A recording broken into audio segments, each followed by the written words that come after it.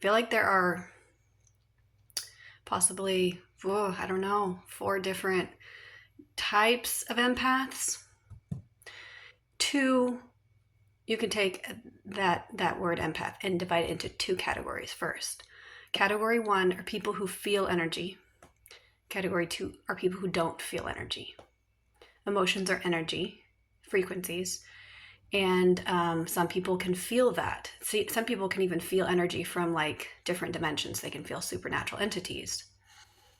They walk into a room, they feel a vibe. I don't relate with that. I can't feel energy. If you blindfolded me and you brought in someone who was wanting to like kill me and thinking all these negative thoughts about me, I wouldn't feel a damn thing. If I was, in the room with an evil spirit, a demon, I wouldn't feel anything. That might change. I think that could be related to my pineal gland. I've tried to activate that part of my pineal gland. I do have some activity in my pineal gland in the sense that I have intuition, if that's indeed where that comes from. Very strong intuition. I get downloads. I did have one vision once, but still can't feel energy. But I am very in tune to body language, so much so that I can be watching a TV show, and if they're suffering on the screen, I get really emotional.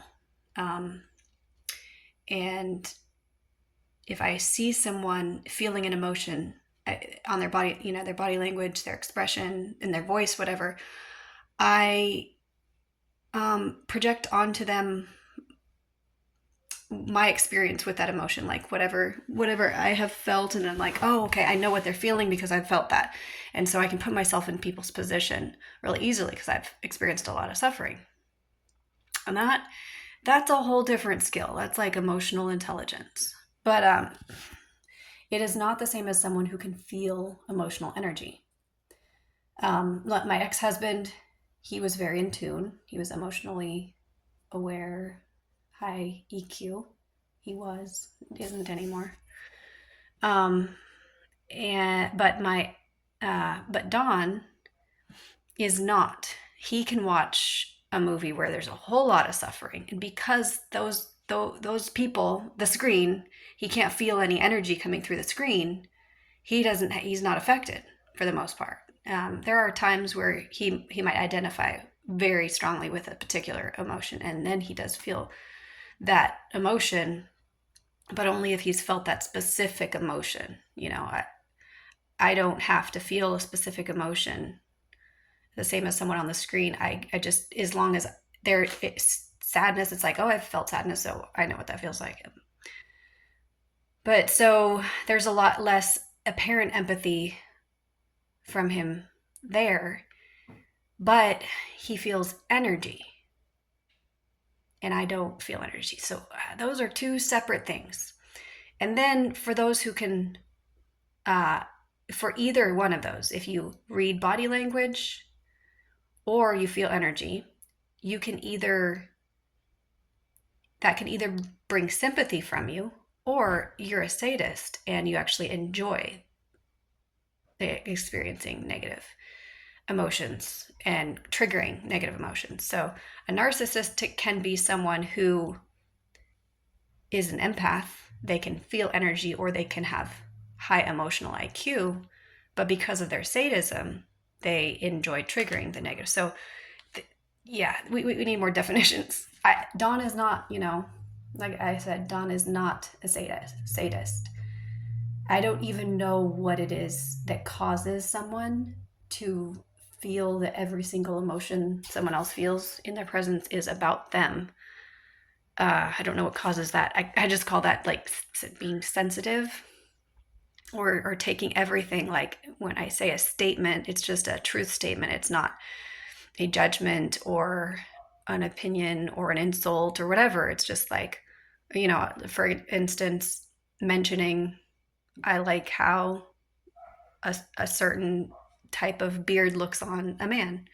He immediately takes that as an insult to him because he doesn't he can't grow a thick beard. And it's like, never, I never said that. I obviously really like his look. Very, very attracted to him. But I like a variety of looks. Like I've liked a wide variety of types of men. And I don't know, he's very prone to feeling insecure and jealous, which is an emotion I don't identify with because I don't have that. Like when I've been with partners who have been sex addicts, I never got jealous when they had an affair or they cheated or they pointed out another woman. Partly, I've always thought maybe it's because I'm bisexual, and it's like I can appreciate other people's beauty and sexuality without having sexual thoughts about them. And so, part of the way I took away the power of jealousy, I guess I wanted the two men I was with who were sex addicts. I wanted them to be honest with me because to me the risk was in them having secret affairs, because then there was a risk of them being much more careless. Right? If I'm just like, hey, you want to have a threesome and it's there with me and I know they're using protection and I know the person, then that's a lot less risky than someone who's just like trying to keep it secret and being impulsive and not thinking things through, and then they could bring home an STD or impregnate someone. And those are the two biggest risks, in my opinion, of like being with a sex addict is them having to support someone else's child for 18 years or giving you an STD. Um, uh, I don't prefer open relationships. I don't prefer polyamory, but I'm capable of it because I don't have jealousy. It's hard for people to identify with the lack of jealousy. I'm not competitive. And I think it's because I'm just really secure in myself. Like, what's to be jealous about? Like, I'm a unique person. And if someone isn't totally obsessed with me, why would I want them? So but the thing is, my partners have been obsessed with me, but they just also are addicted to novelty. And those are two separate things. So I never felt like it was a threat to me. Because you can't, when you're offering stability, emotional security, true intimacy, you can't provide novelty. And it's stupid to try to like compete with that because you're never going to be able, like, changing up your hair, role playing, outfits, toys, and all that stuff. If you're trying to feed a desire for novelty and they're not doing everything in their power to repress that desire for novelty, because you can't. Novelty is the opposite of intimacy. You can have novelty in all kinds of areas, like exploration, creativity, uh, education. There's so much novelty out there, but sexual novelty, no. The most sexual novelty you can have is having sex with many novel partners, and feeding that at all is just going to be insufficient. So I am no longer willing to be with a person who is not going to overcome their addiction to novelty, even if they want to. If they can't, if they're not successful, it's just not something I'm interested in competing with.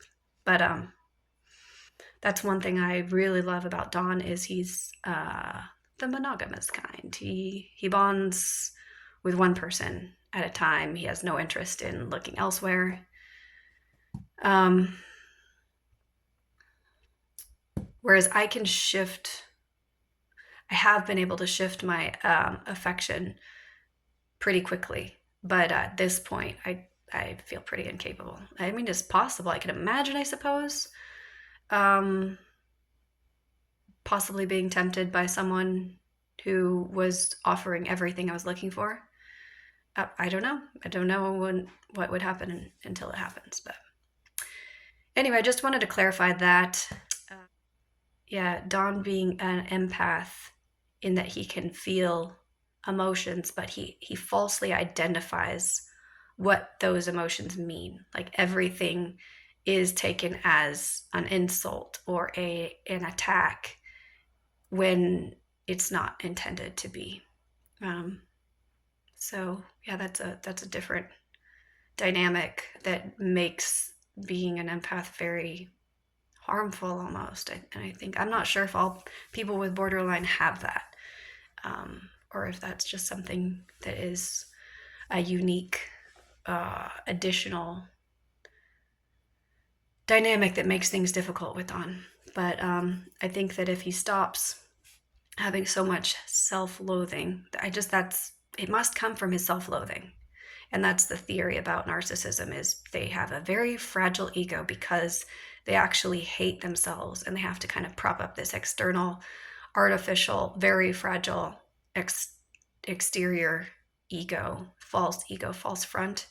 And it really does seem like that because it's so easily damaged that it's got to be really fragile. So once he really is able to introspect, and he's not able to introspect at all. What I mean by that is when we have an argument, I go back and I study the pattern. I'm like, okay, I said this, he said that, this happened, okay. And I think I understand the dynamic. He never does that. He relies on his memory, but his memory is really flawed. And he relies on his gut, and his gut is also really wrong. His gut instincts are wrong. You can only trust your gut if you have a healthy gut, and he does not. His gut is telling him all kinds of lies. And his subconscious, his whatever, his damaged ego. So that's because he doesn't introspect, and he doesn't fact check, meaning if someone says, hey, I think you are this, and you're not willing to actually consider that might be a possibility, and like, okay, they're claiming I'm a narcissist. Let me look up what are the signs of a narcissist. Let me see one by one. Do I really? And I've done that for narcissism, for borderline personality, anything someone throws at me, I will consider, like schizophrenia. Certainly, that could be, I could have lost touch with reality. I don't think so, because, I mean, I'm not the only one, first of all, who has these beliefs. There's millions of people who has the same beliefs, and I don't think schizophrenia is that common. So it's just using logic to reality check, and he doesn't do that. He won't go through text message histories with his friends or conversations with his parent, with his mom or his sister, and be like, what is going on here? He relies on his memory, and that the way he remembers things is wrong. Or sometimes I'll be like, okay, this is what happened. It's like, yeah, that's what happens, and that was totally wrong of you. And I'm like, really? Okay.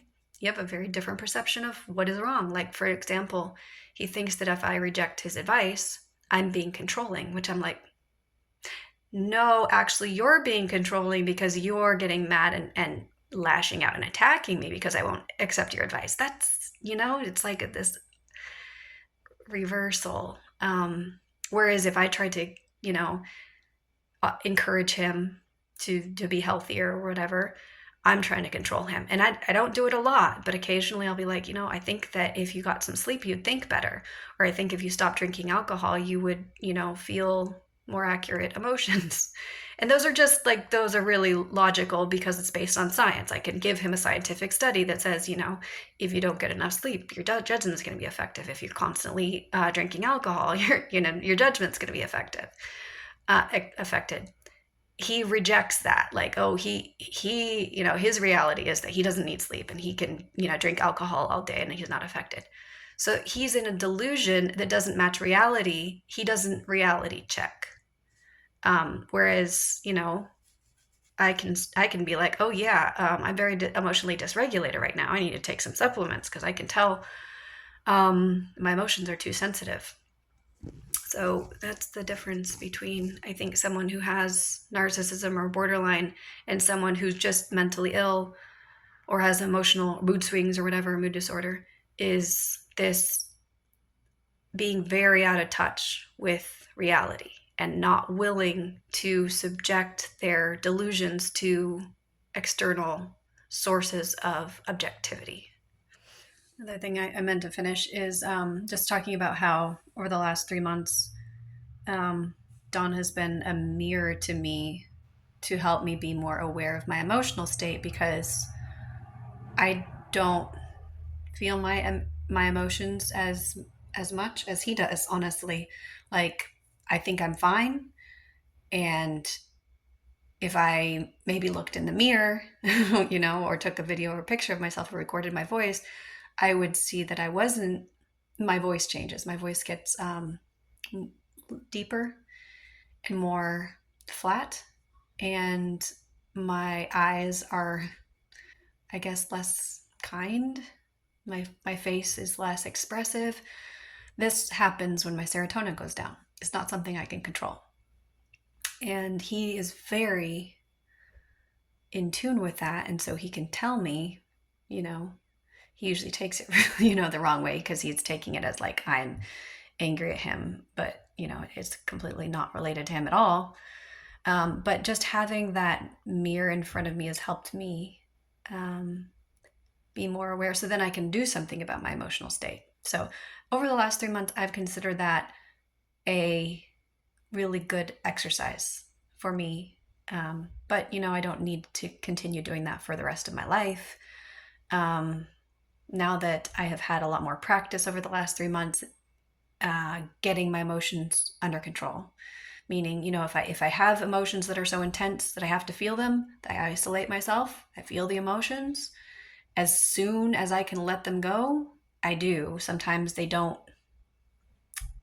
leave because I have a mood disorder, and that, anyone who doesn't have a mood disorder just doesn't understand. Like, you can't always control. You can't always let them just pass through you. They just want to hang on and stay there. But I do know biohacking to get myself into a better state. And so I do that as much as I can. It takes some time. Sometimes, like this whole last month, I felt like I've been gradually getting more and more unregulated until I started taking alpha lipoic acid again. But I have a lot better grasp on my emotional regulation now because of I feel like the help he's given me. He hasn't meant it to be helpful. He's just reactive. But it's been helpful for me. And that's how, you can gain benefits from difficult relationships, but you don't have to keep putting yourself through that if it stops being beneficial to you. It still could be beneficial to me, for sure, but at this point it's not beneficial for him. And so I have to change my behavior.